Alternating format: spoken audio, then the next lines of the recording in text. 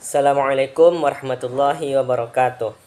Izin Bapak dan teman-teman, perkenalkan nama saya Okta Ariza dengan BP 2310942040 dengan dosen pengampu Bapak Fajar Gembira. Baiklah teman-teman, pada hari ini saya akan mempresentasikan tentang hasil dari tugas saya, yaitu pencemaran udara dengan 3 judul besar. Yang pertama itu sejarah pencemaran udara, kemudian sumber, jenis, dan dampak pencemaran udara, dan yang ketiga itu regulasi terkait pencemaran udara. Yang pertama, sejarah pencemaran udara. Zaman dahulu, polusi udara dapat berupa polusi yang ditimbulkan dari alamiah, yaitu seperti letusan gunung berapi.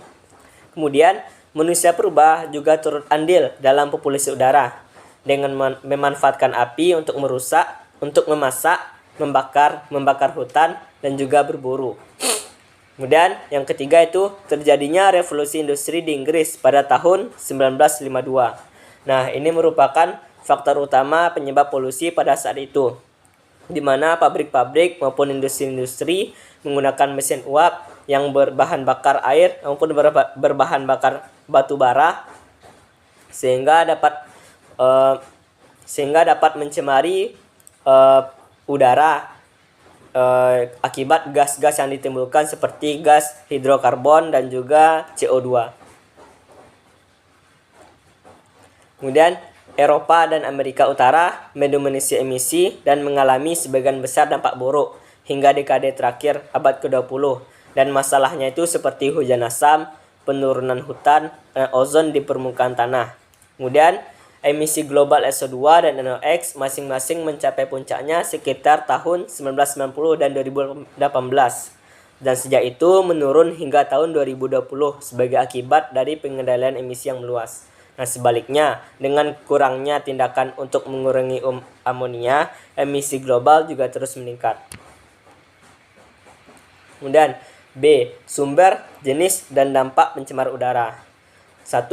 Sumber pencemaran udara. Nah, perlu diketahui sumber pencemaran udara ini terbagi dua. Yang pertama ada berasal dari alam, yang kedua juga berasal dari manusia. Yang berasal dari alam itu seperti letusan gunung api. Nah, di letusan gunung api itu juga mengeluarkan debu-debu maupun partikel-partikel yang dapat memendekkan jarak pandang dan juga dapat mengandung gas-gas seperti sulfur dioksida, H2S, karbon monoksida. Kemudian bersumber dari manusia. Nah, yang bersumber dari manusia ini ada dari transportasi, dari industri, dan dari aktivitas agrikultural. 2. Jenis pencemaran udara. 1. Karbon monoksida. Gas buang kendaraan bermotor yang merupakan sumber utama karbon monoksida di perkotaan.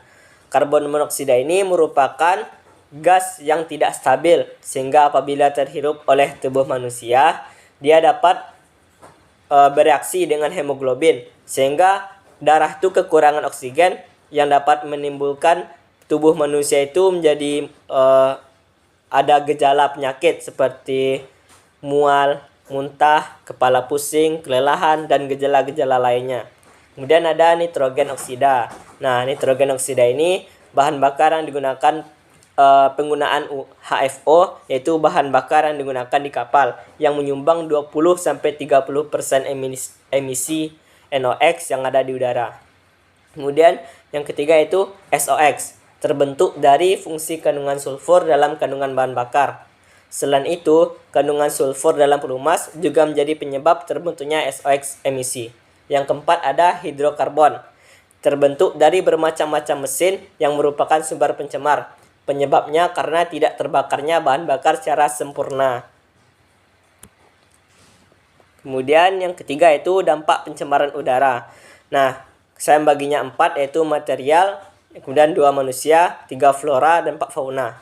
Nah, dari material ini kita melihat bangunan-bangunan di perkotaan yang mungkin ada perkaratan karena itu terbuat dari logam, kemudian ada pelapukan pada kayu, kemudian ada kotoran pada dinding-dinding bangunan karena adanya pencemar udara seperti gas-gas beracun maupun partikel-partikel seperti debu. Kemudian ada yang kedua untuk manusia, yaitu dari sistem pernafasan. Ini masuknya melalui inhalasi. Inhalasi yang mengganggu saluran pernafasan manusia yang dapat membuat radang pada tenggorokan maupun penyakit pada paru-paru. Kemudian juga ada penetrasi pada kulit yang menimbulkan alergi pada kulit.